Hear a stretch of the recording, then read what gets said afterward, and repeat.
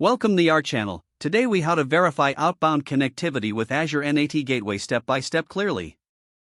Begin by logging into your Azure portal.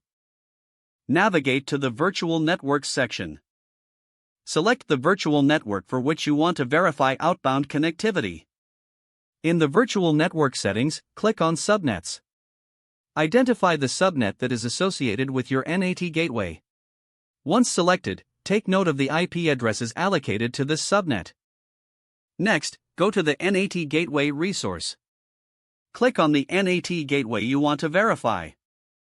Review the public IP address associated with the NAT Gateway. Open the Network Interfaces section in the Azure portal. Locate the network interface for the virtual machine that uses this subnet. Select the network interface to view its properties.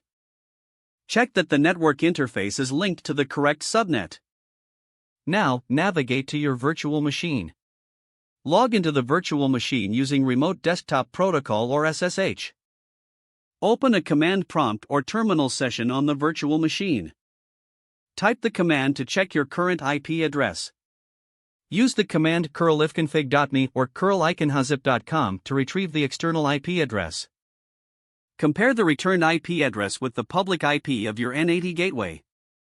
If they match, your outbound connectivity is verified. If they do not match, check the NAT Gateway configuration. Ensure that your route table is correctly set up for the subnet. Confirm that there are no network security groups blocking traffic. Finally, test outbound connectivity using various commands, such as ping or traceroute.